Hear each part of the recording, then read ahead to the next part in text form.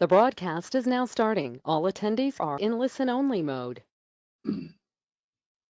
Коллеги, доброе утро. Рад вас всех приветствовать. Столь солнечный для нас день. Я надеюсь, что он для всех солнечный. Мы сегодня поприветствуем Терри Уайт, специалиста из UR. Терри нам расскажет о своем опыте и подходах и принципах, которые он разработал для финансирования Agile проектов. Terry, hello. Nice to hear you. Yes, hello. How are you? Oh, they're fine. We have plenty of people arriving in our webinar. So let's start and talk. I think that they will have a good possibility to communicate on this theme, not only in the form of lecturing. Yeah, look, if people have questions, I'm sure they've got the ability to post those questions. Yeah, we'll have plenty of time, and we will have 15 then you minutes. and then you can tell me what the questions are at the time. Okay. At the chat. Okay, I'll help you. All right, thanks very much. So, good morning, everybody. I'm sitting in South Africa, where it's a cold winter's day at about 15 degrees centigrade. And for us, that's cold. So I'd like to just go through a little bit of my history. I was a CIO for 10 years. I helped and worked with CIOs and CEOs for another 20 years. I'm currently involved in a fair amount of analysis of computing and technologies. And I've just finished and had my latest book published, which interestingly is not about technology. It's called Reinventing the C-Suite. And really, it's about the fact that the digital world has changed the world of business so much that the way we are organized and the way we run our businesses is no longer appropriate. We still run our businesses as if it's the Industrial Revolution, but the way we run our business, the way the commerce works now doesn't equate to the way the Industrial Revolution worked. But that's the book that I wrote. So I'd like to start, there we go. I'd like to start on what I'm going to talk about. I'll talk about for about 10 minutes, a little bit about Agile and digital. Most of the time I'm going to be talking about Agile Funding, and then towards the end I'll talk about business cases in the Agile environment, and right at the end I've probably got one sentence on how you fund Agile in an operational environment, but it's as I go through it you'll see that that's an obvious answer anyway. So digital changes everything. I think that's the issue that I had in my book, but also I need to bring it through to everybody here. So firstly, I'm not going to read every word. Anton does have a copy of this presentation, which he will be sending to you afterwards. So feel free to read that afterwards, but I will be talking to most of the issues, but I won't be reading every word. So the first thing is the speed of digital is much faster than anything that anybody in the Industrial Revolution thought of. Everything is global. Everyone in the world is a potential digital customer. The effect, so one small change, Airbnb or Uber, can kill an industry completely. So Airbnb doesn't own any properties, whereas your average hotel owns a lot of properties in order to run the hotel business. So their costs are minimal compared to the hotel industry. I won't go through all of these. I think you know all of them. I want to talk about Patagonia. Patagonia makes outdoor clothing. They're not a digital company at all, but they have the potential to change the outdoor clothing industry. And why are they doing that? Firstly, they're selling by trying not to sell. They say to you, don't buy this jacket. What they're looking for is sustainability. They're saying, only buy it if you absolutely need it. But we do not sell clothing for people who just want clothing. We sell it for people who need clothing.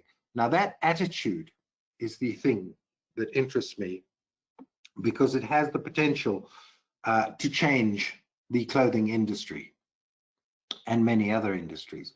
The other thing about Patagonia is they have very few managers, if any. Most of the company runs in self-organizing teams, self-managed teams. So they will change things. Communication, as we've discovered with COVID-19, if one of us knows something, we can all know it. Economics, the supply-demand equation with digital has changed very dramatically. Nothing like Adam Smith thought of when he talked about supply and demand. Production factors have changed, especially with artificial intelligence and RPA, robotic process automation. Nothing like Karl Marx was talking about. The commons is nothing like, I think his name was Horson, where he talked about the tragedy of the commons. None of these economic concepts apply anymore in a digital environment. And then finally, commerce is frictionless. It runs in ecosystems. It doesn't run in companies specifically, or industries even. It's ecosystems that produce goods.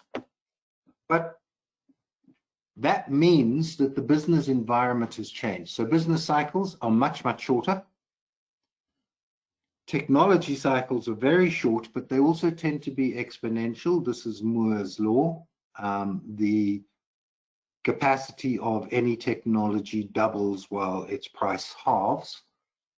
And then customer expectations are changing. They know about all our products. They expect to access our product no matter where they are, and they want it yesterday. So this might suggest that everything, the way we develop in business, it should all be agile, because everything is moving so quickly. But the Project Management Institute says only 30% of projects at the moment are agile. 44% are waterfall. Now, waterfall project is the old systems development lifecycle. And then 26% are hybrid projects, which surprised me because I thought there would be a lot more agile projects. Now, these figures come from, I think, 2018. But it still surprised me because I thought there'd be a lot more agile. But when you think about it, there's a reason why everything isn't agile. We'll talk about that, but let's talk about financing in due course. Why I'm talking about how the IT, Information Technology Department, is organized is because you'll see in a moment that we organize our traditional IT department like we organize a waterfall project. So we have the strategy and architecture section. They develop the strategy, they build the architecture, they build the business cases, they get justification, they hand over the project to development, who build and implement, and then they hand the project to operations. That entire process, if you think about it, is a waterfall process. So this is a waterfall department, if you think about it. We also have something called admin that reports to the CIO. And they're very much a planned, build, and run organization. So here's the point. Traditional IT departments are designed around waterfall, not around IT. I mean, not around agile.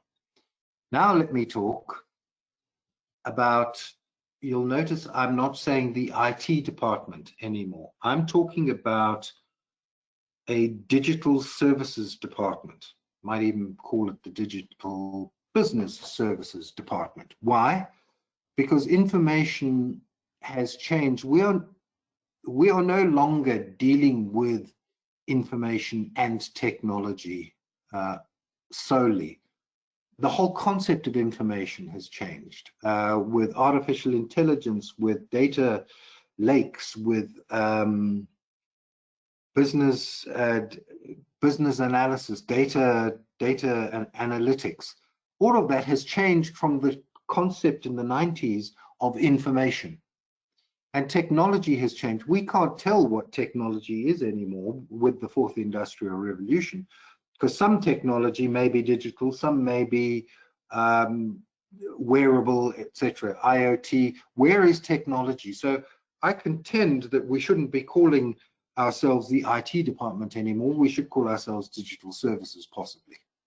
So here's the model for digital services, which operates in a disruptive, agile environment. Firstly, obviously, business vision and direction. Then there are 3 layers. And we'll start at the top layer. We need to be concerned, the digital services department needs to be concerned with the digital product and customer experience, with the organization capability and culture. You notice I don't say processes, and with platform capabilities. So those are the 3 things that we need to be concerned with. I call them focus areas, call them platforms, call them layers. These top 2, the way our organization works and our product and customer experience, should bring us customer benefits, and these 2 should bring us organizational benefits. So platform capability and organization capability.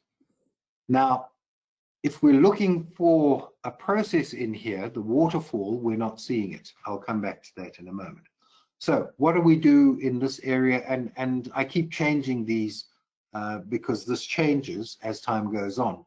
But the digital services department concerns themselves with products and services, with omni-channel and the engagement strategy, and with the user experience. The organization is the culture, the structure, the training, the capabilities. We also look at data, back office processes, automation, artificial intelligence, RPA. So that is what this area concerns itself with.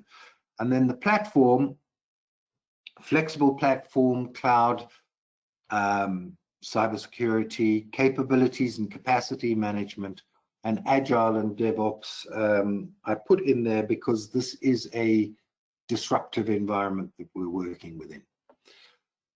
One of the things is we're not seeing plan, build, run in here. So let's talk about that. So we have a strategy process, strategic process, a transformation. It's the build and implement if you want, but I think it's more than that. Certainly with cloud environments and plug and play, we're building a lot less than we used to. And then there's a delivery section. Now, the strategy, the digital product strategy drives the organization strategy, which drives the platform strategy. So there is a downward driver there. This transformation here, we can only build digital products if we have the organization capability and culture and the platform capability to support those products and services that we're building. By the same token, we can only implement products and services which will find an organizational data, which will have data in there and will find a platform capability that will support customers. I was talking to CIOs of technological companies, so CIOs are people like Oracle and Microsoft, and the CIOs were saying their biggest problem is the business launching new products and services where they don't have the capability to take it on and or to what's the word? Oh, I've lost the word. To support it. And then finally, the delivery section, your platform enables your ability of your organization, which enables you to deliver products in the customer experience. I'm not going to go through this. This is not what the whole discussion is about, but I thought, let me give you an indication of where I'm coming from in terms of the old IT department being a waterfall, whereas this is more of an agile IT department. And at the bottom here, we've got finance, human resources, procurement, communications, and marketing. It is amazing to me that many IT departments or digital services departments don't have a financial manager or a chief financial officer, because IT, digital, is spending a lot of the company's money, but we have an administrator and we don't have a digital. So let me move on to Agile and funding Agile. I don't know, Anton, are there any questions so far?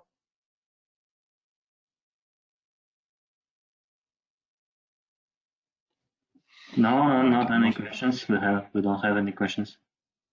Okay, is the delivery too fast? Must I slow down or speed up?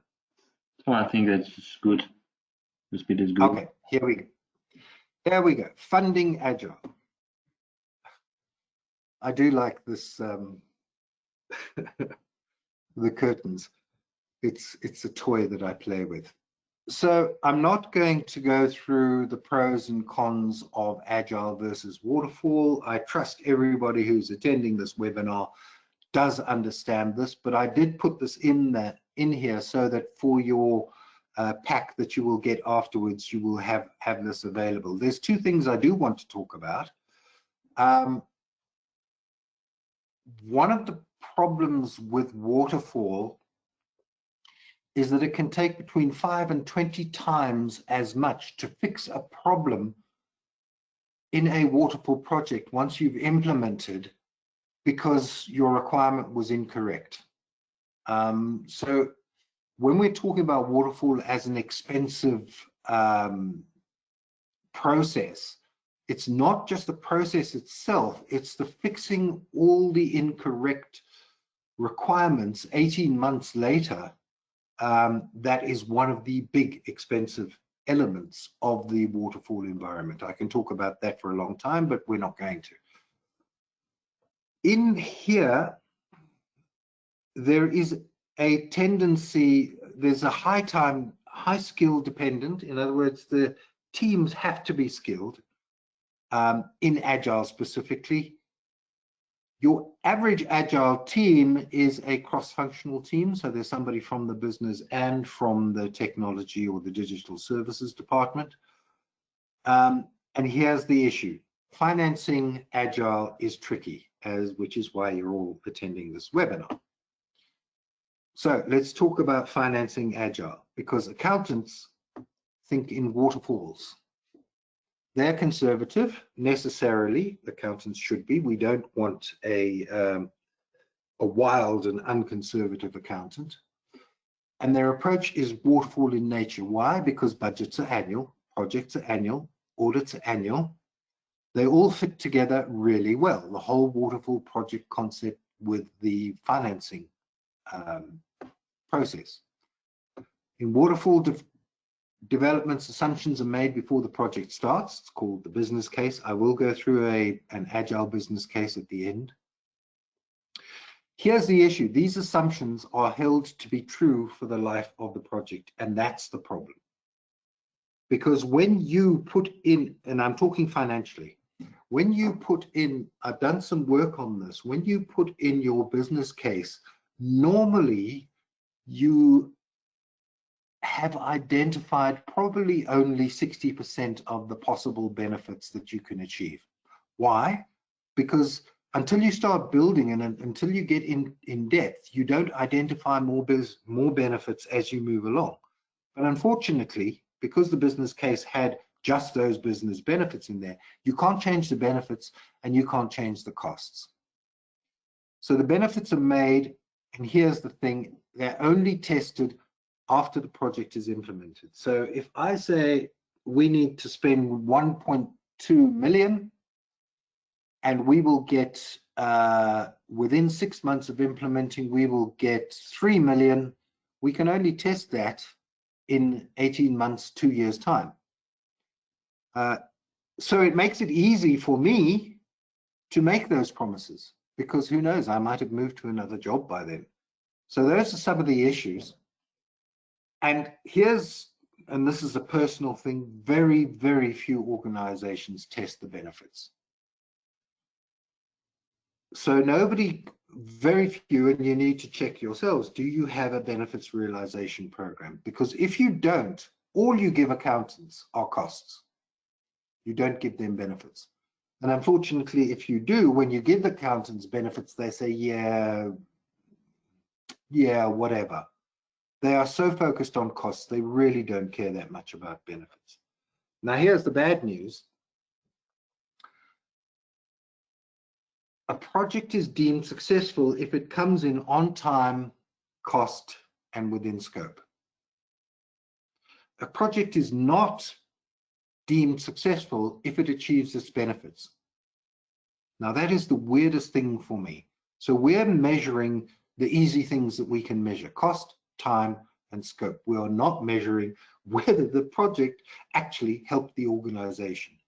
It's a very strange thing for me. So, a case for, I call it Agile funding. Agile is attractive. Why? Because there's a short delivery cycle. The half-life of requirements is 6 months. So a half-life of a requirement means that half of the requirements that we define now in 6 months will be invalid. Now, here's the thing. In 1980, the half-life of requirements was 10 years. Remember, 1980 was before essentially most computing really took off. In 2000, 2-year half-life. In other words, if we had a 2-year project, half of those benefits would be invalid by the time we delivered that 2-year project. Here's the thing. In 2020, 6 months or less is the half-life of a business benefit.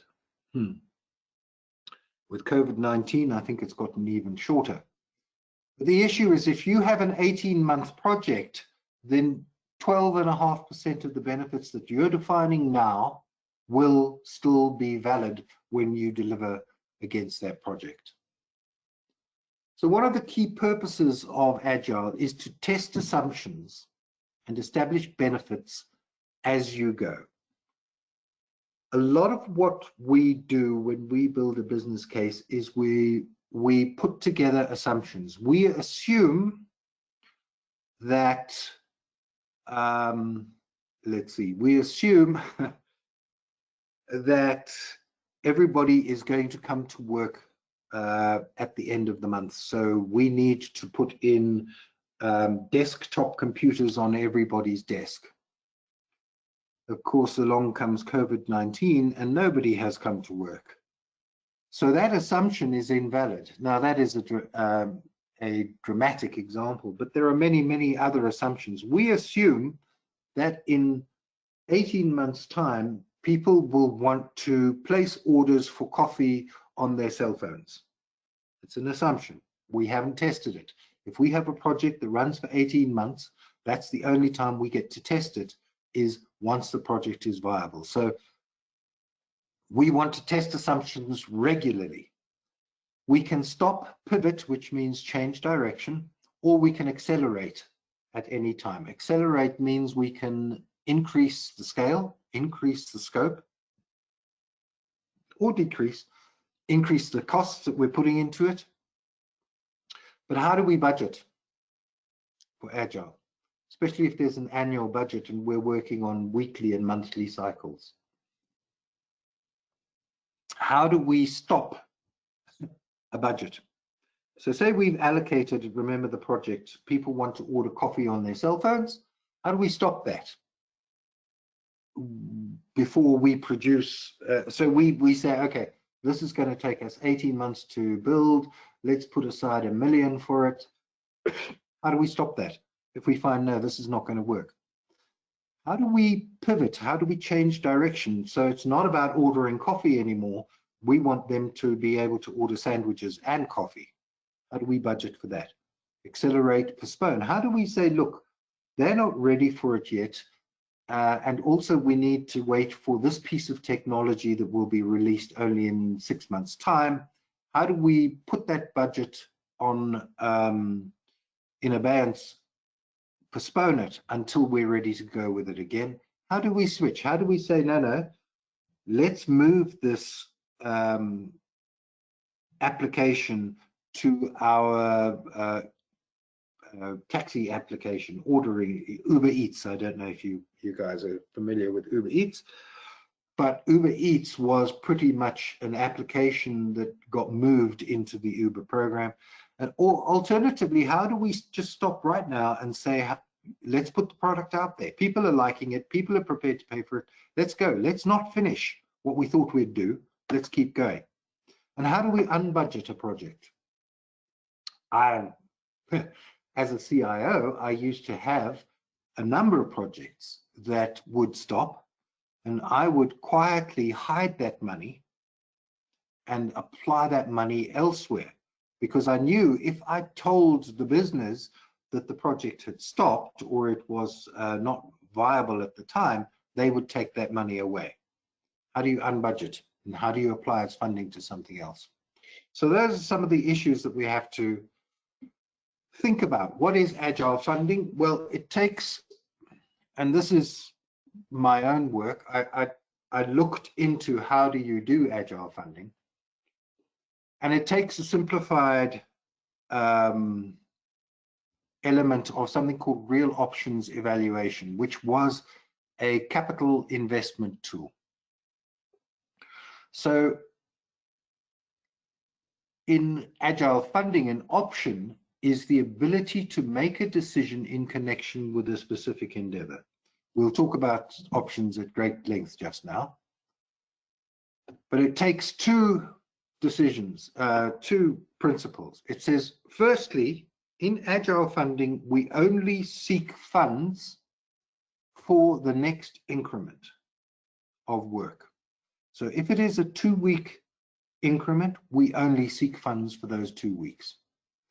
Because the idea is at the end of the 2-week or 1 month, the increment generates options where we decide, can we continue, change, or stop the initiative.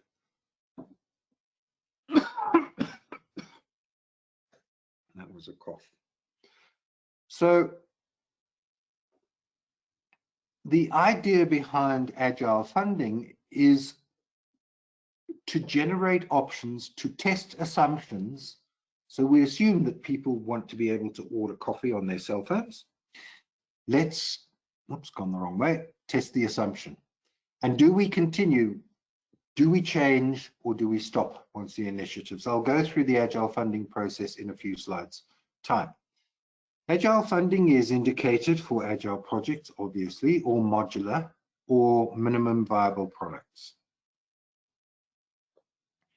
It's exploratory. We're exploring and we're limiting our investment so that we can confirm or reject the next investment. So the concept isn't let's allocate, I don't know, 100,000 rubles to this next increment and there is no money available afterwards.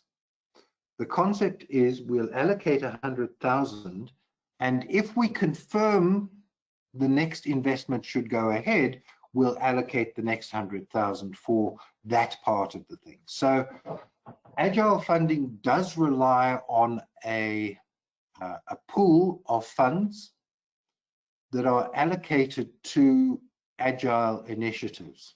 And that you can put into your annual budget if you want. You can say, we're going to spend 100 million, 50 million on Agile initiatives this year.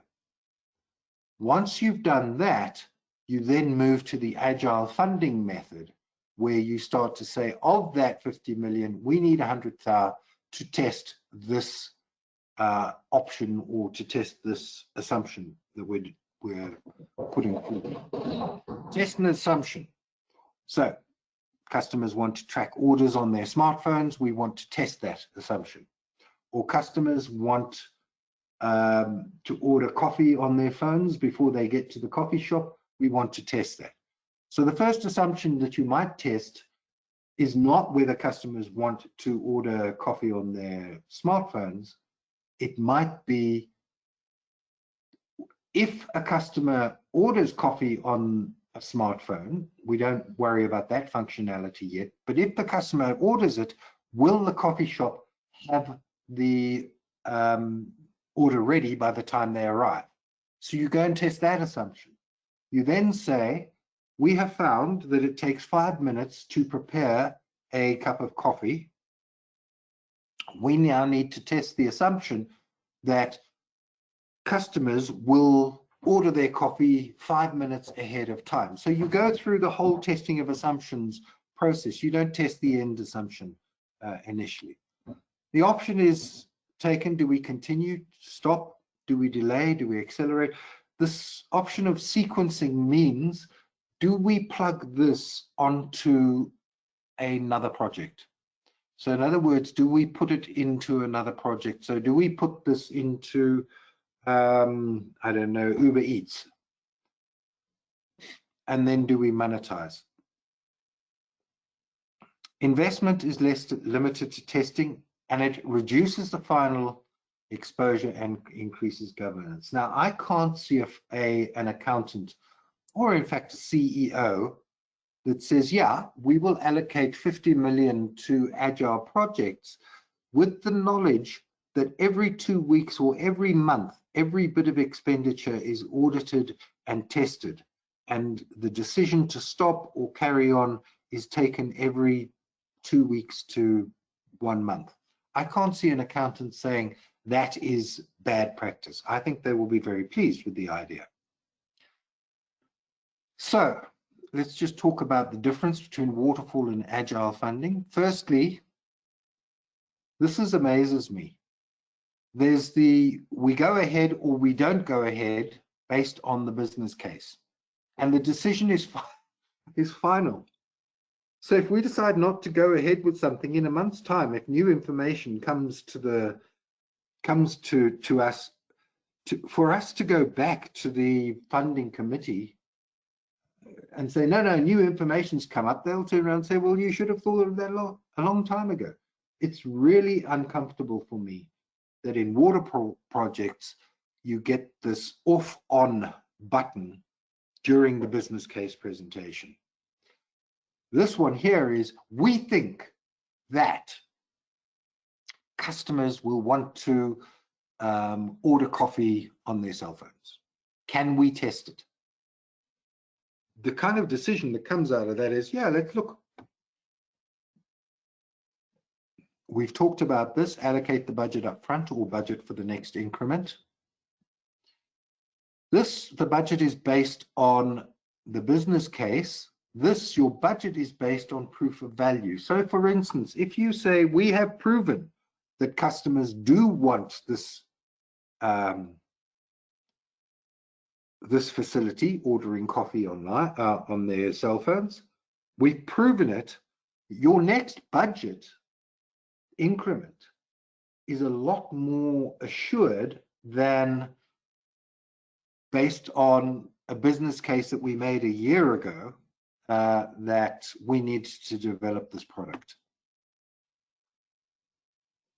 Here's the thing, we need to take a long-term position up front. I mean, COVID-19 has taught us a lot of things, and one of the things is taking a long-term position might not be the cleverest thing anymore. This is about, we take a strategic view. Now remember what a strategy is. A strategy is, why are we in business? What are we trying to achieve? What is it that we're trying to sell? It's not saying we sell tractors. No, in 15 years' time, we will still be selling tractors. This strategic view says we sell agricultural implements. Let's test which agricultural implements need to be applied at the moment. This is another thing that amazes me. You normally develop a project charter, governs the entire project, whereas this governs the project. So the project charter says you will spend so much money, you will use so many people, you will have so many resources. This one here is there's very few feedback loops, whereas this Agile depends on feedback loops. I don't know if you've come across the concept of over the wall, of how the business analysts design the system and then they throw it over the wall to the developers and say, off you go and build it. And by the way, the customer isn't involved in this whole waterfall process except during the design stage and possibly during the testing stage. This one, it's a personal thing. We tend not to have benefits realization, whereas this, the benefits are part of the process. Realizing the benefits are part of the process. The project is isolated from the market. I've talked about that, whereas there's continuous interaction with customers and users. Here's the process. I'm not going to read through every single thing because you will get these packs. Here's some of the issues, is you have to focus on an outcome, not an output. An output is we want to build an application. The output is the application. The outcome is the business result. We want more customers. No, the outcome is 20% of our walk-in customers have ordered their product online. That is the outcome. 20% of our customers have ordered before they even walk into the factory or the shop. That is the outcome that we're looking for. And what we're doing is we're trying to define the outcome, not we'll need a system. Because you might find that you don't need a system in order to achieve that outcome. You probably will, but you might find otherwise. You then look at the assumptions behind the outcome. Why are we assuming that that's good? That 20% of people have ordered before they arrive. Well, maybe, as is happening in my country, you have to queue outside the shops because they're only allowing a certain number of people into any shop at any given time. Maybe that is one of the assumptions that you need to be testing. We talk about the scope of work to test an assumption. It is not the scope of work to produce a deliverable. It's the scope of work to test the assumption to allow you to abandon continue delay. You then cost that increment. I'll talk about light business cases in the next section. I'm looking at the time. You get approval, you build a deliverable for that minimum viable product, you test the assumption, make a decision, and repeat. This is nearly the last slide in the Agile funding element. Here's a picture. I hope you can see my cursor moving, but this pinkish area is a 12-month budget cycle. So here we have 4 waterfall projects, 2 of which started before this budget cycle, and 2 of which started during this budget cycle. Only one of these projects finished in the Agile budget cycle, but it started before. Here's the thing. We're carrying a budget, assume it costs 100,000 per month. This is 18 months worth of project. So that's a 1.8 million project, of which we need to allocate 1.2 million in this year's budget for something we're not going to see the results of, and we certainly didn't see the start of. To me, that's interesting. Allocating here budget for something we can't see the end of. There's some issues with that. Looking at Agile funding, here's the same 12-month budget cycle, but we have these little increments. So each of these, and I've made it every 2 months, it can be every month or every 2 weeks. Each of these is testing assumptions. And this is the monetizing. This is where we stop and we get the money from, here are the people ordering their coffees online, on their cell phones. Here's a project where we decide in month 2 of the budget cycle to postpone it for 6 months and wait until this project starts and then add it to that project. This one here, we moved along, it's not working, we stop. The important thing is each of these little increments is budgeted for separately. The whole block here is our 50 million Agile pool of funds, but each of these is budgeted for and tested separately. That's the important part with this slide here. The other important part is, in this instance, we have one chance for making money in this budget cycle. In this instance, we've got 1, 2, 3 chances of making money. And the important part for me is that we've got one chance of stopping spending money that is going to be unnecessary to spend. Then finally, I want to look at this waterfall project failure, and I want to look at the Agile funding and Agile and waterfall success rates. This comes from a company called Vitality Chicago. Agile projects, 42% successful, 26% successful. Now, successful means coming on budget, on time, and on scope.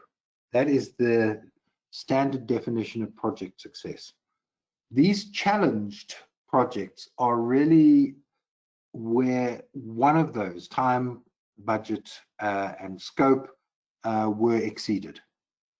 And that's all it means. It means the project was delivered, but there was a problem with time, budget, and scope. And you can see, interestingly enough, that they're very similar, Agile and waterfall projects. But here's the issue. 8% of Agile projects fail. In waterfall projects, 21% fail.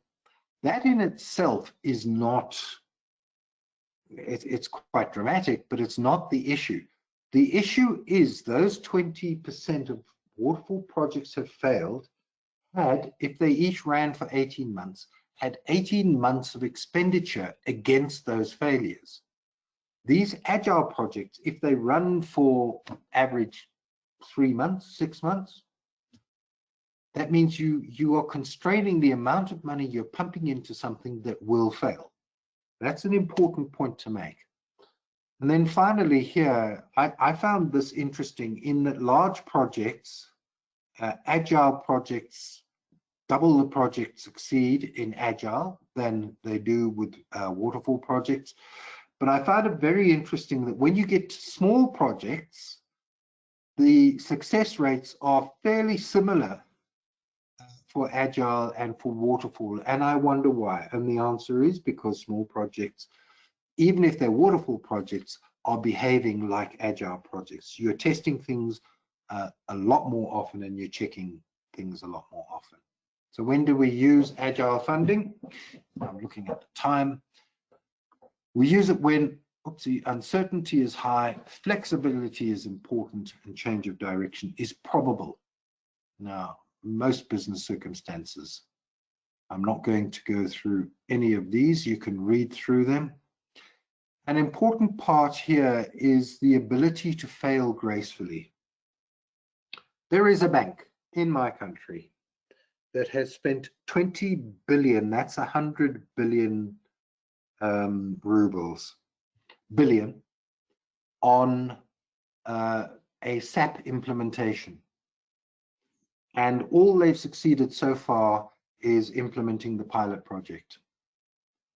Now, the problem is that the project has become too big to fail. They have spent too much money on this thing. It has not succeeded. They've only implemented maybe 10% of what they wanted to, but nobody can take the political fallout of cancelling the project because they have spent too much money. Whereas in an Agile environment, you can fail gracefully. You can say, we tried it, our assumptions were wrong, didn't work, let's move on. And finally, Agile assumes in Agile funding that management is active. It doesn't mean you take a decision and then look again in 18 months' time. Continuously change and continuously adapt. When don't you use Agile funding? When the project has a predictive outcome, we know what we want. And here's the thing, in engineering projects, almost all projects have a predictive outcome.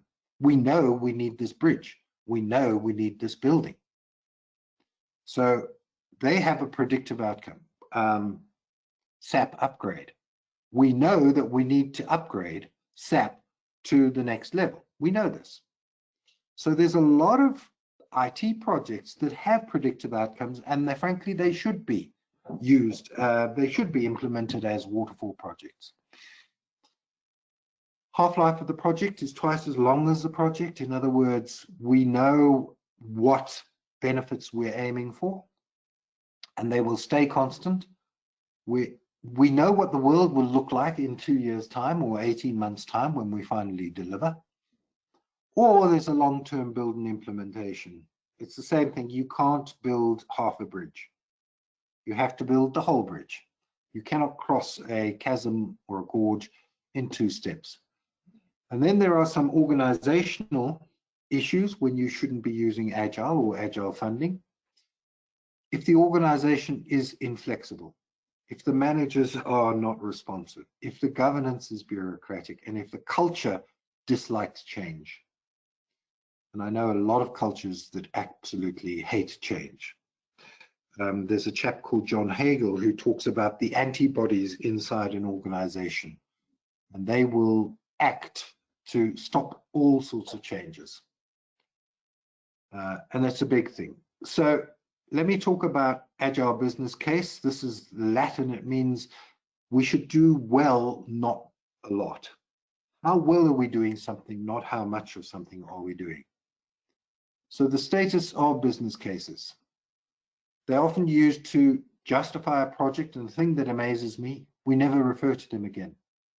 We don't realize our benefits. We don't try and find the benefits, but we do talk about cost. For the next 2 years of this waterfall project, we'll be talking about how its costs are running out of control.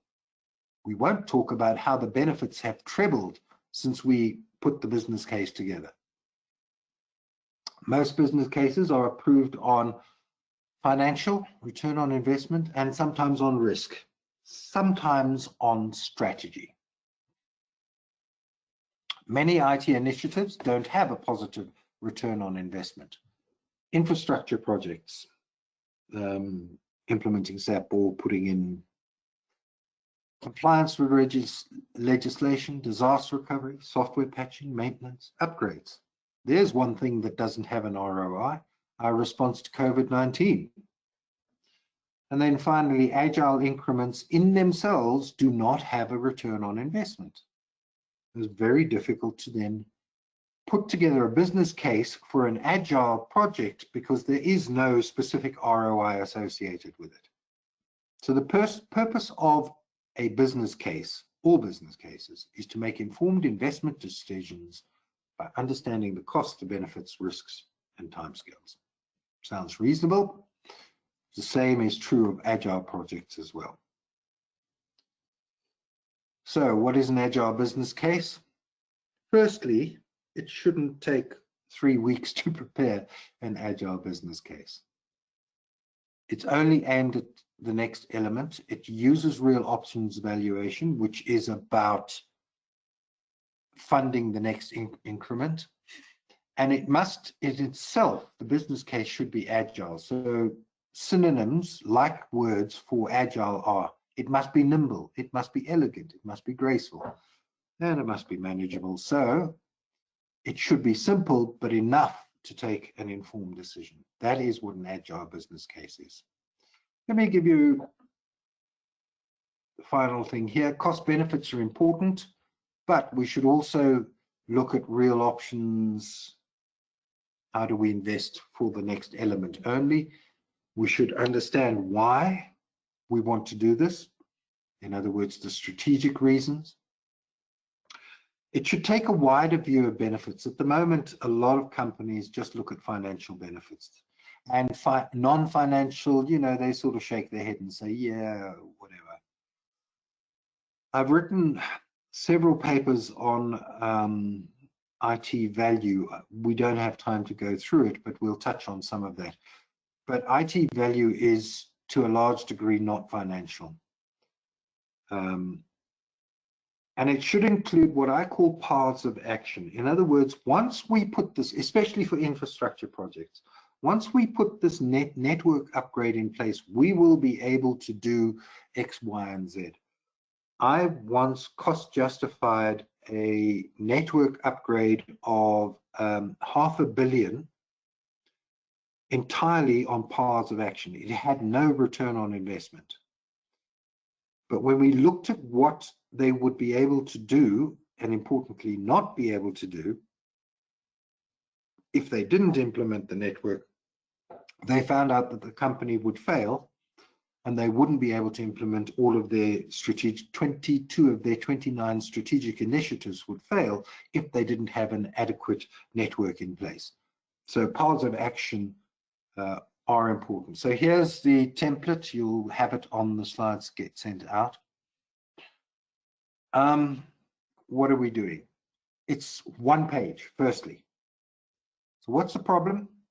How does it relate to our strategy? What are we looking to deliver and who's going to be affected and what is the outcome we're looking for? Then we've got financial intangible various benefits. I'll talk to these in a moment. These are value, IT value. Preservation value in IT is preserving your existing operational capabilities. So upgrades, maintenance, it's all about preserving the ability to run your operations. There's a sustainable value, which is about how can we sustain ourselves in a year's time. So disaster recovery is an element of sustainable value. There is, everybody talks about IT adding value. There is. And adding value means you add value to the existing environment. Create value means this value didn't exist before. And the important one, probably we could unlock 30% more value from the existing technologies and infrastructure that we have in place now. We have paid for it, but we're not using it. Those are the 5 types of IT value. Talk about your assumptions. Let's have a look. So here's an example, a mobile order tracking system. Customers want to track their orders online. At the moment, they need to call our order fulfillment department. We want to test the minimum viable product with 10 friendly customers. It's going to cost us 100,000, and our financial benefits are only 2,000 per month. So that's what, 50 months to recover the financial benefits, 50 months to break even on financial benefits. And remember, your average accountant doesn't look at the intangibles, the strategics. This is why the values here are important. The unlock value, we will be able to unlock value that we already have in our order fulfillment system and give that value to the customers. We will add value to the customers and we will create new value because we will allow customers to place orders, not just track, but place them. We will allow them to find geographically where their order is, and then we will be able to do data analytics and queries. I'm starting to run out of time, but the thinking behind this is it's a single page. There is the timeline. So we need 100,000 for starting in June and finishing in August, June, July, August, 3 months. 3 months worth of work. That is the value that we're looking for, the unlock, the add value. What do you guys think? Remember, it should be simple, but can we take an informed decision based on that light business case, I call it. So Anton, I'm going to hand over to you if there are any questions.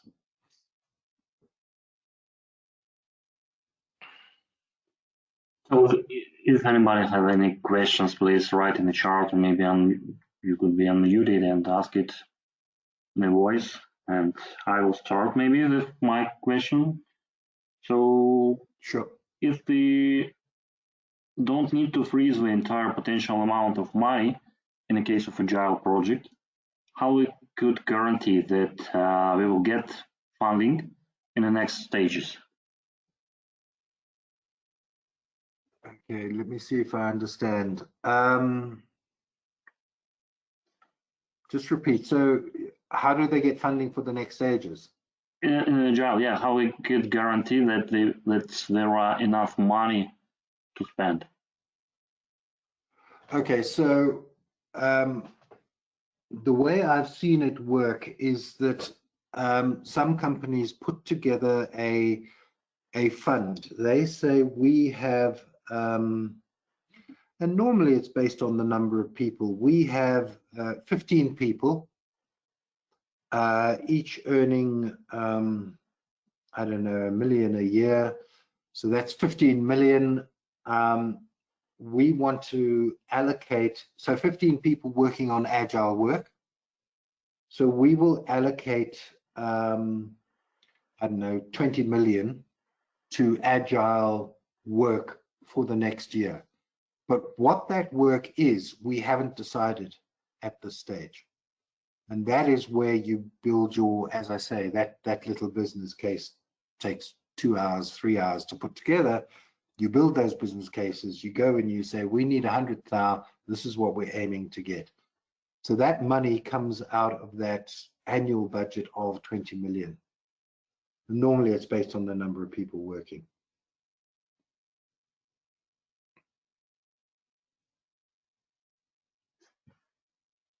Okay, and thank you. And could you give us some examples of real option value? What it is? So I'm not sure I understand. So real options valuation, if you look it up on the internet, you'll find that it was based on capital expenditure. So, Okay. and very often the property related environment. So people would say, we need to spend a small amount of money to decide whether we are going to buy that building.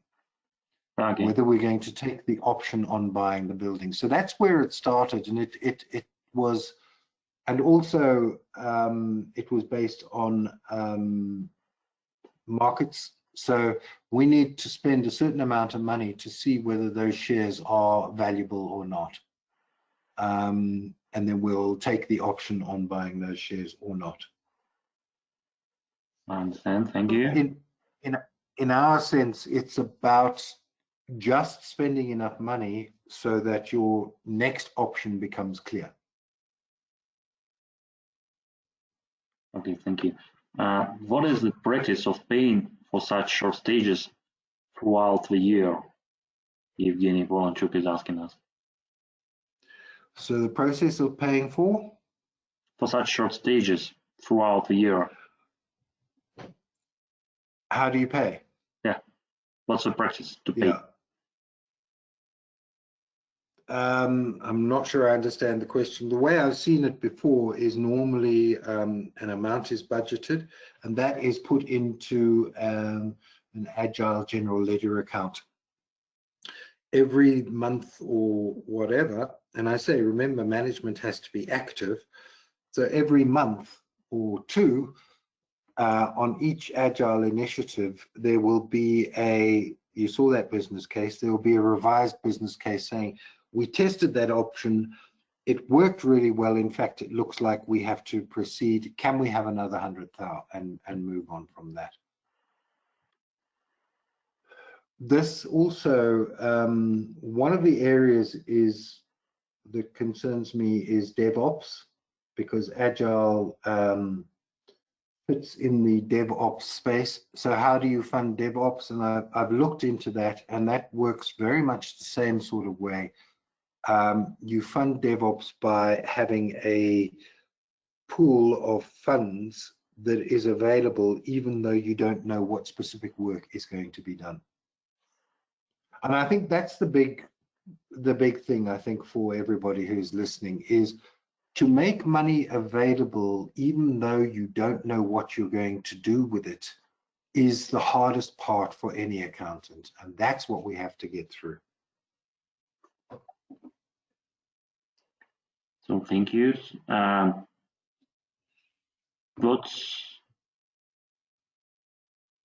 Okay, the questions are arriving, and that's clear. Okay, what are KPIs of Agile team? What KPIs will you recommend to put on Agile team? So what performance indicators? You came and went. You're coming and going. Sorry. Agile team. Yeah, KPI for Agile team. Key performance indicators of Agile team. Yes, KPIs for Agile team. Unfortunately, that's another webinar. Maybe in a financial scope. So from a financial scope, really, your KPIs would be, so remember, one of the big things about this whole Agile funding method is that you are testing your benefits as you go. Now, this is not what happens in waterfall projects. So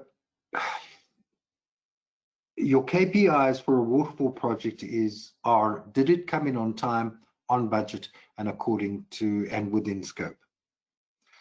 The KPIs for an Agile project are, is it fit for purpose?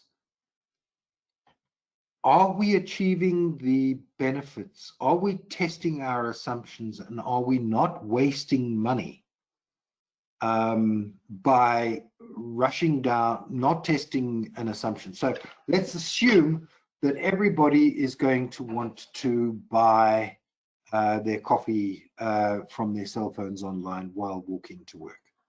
That's an assumption. We never test that assumption. We test whether the technology works and all that, but we move our way through. We never test that assumption. We implement the project, and guess what? People don't want to buy their coffee while in the metro or walking to work.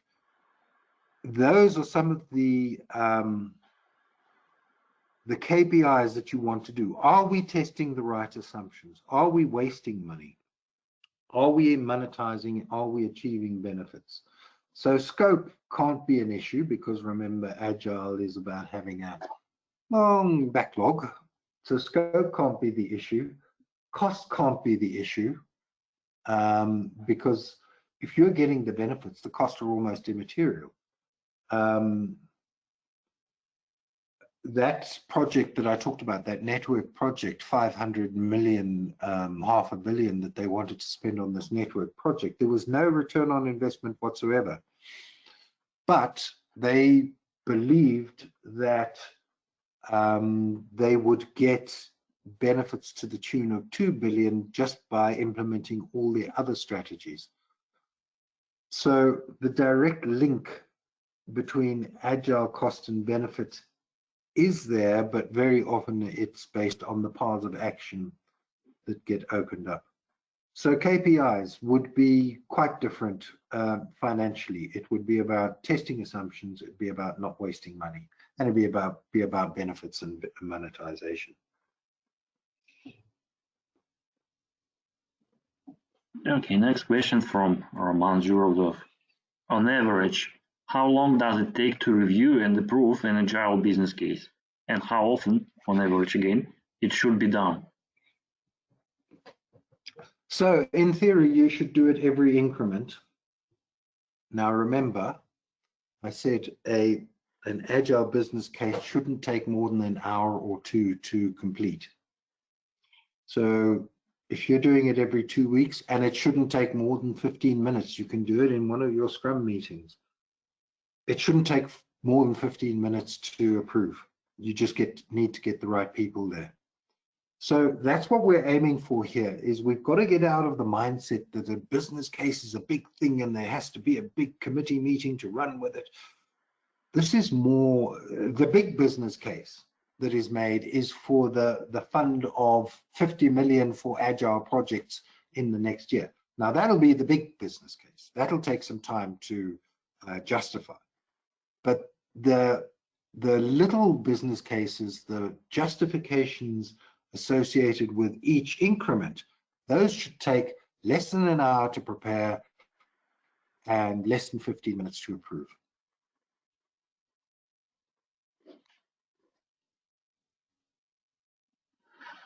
Sergey Shablonov is asking, do you know the successful implementation of Agile finance in oil and gas companies or large companies in Russia, or maybe in your country? You have already successful stories about it.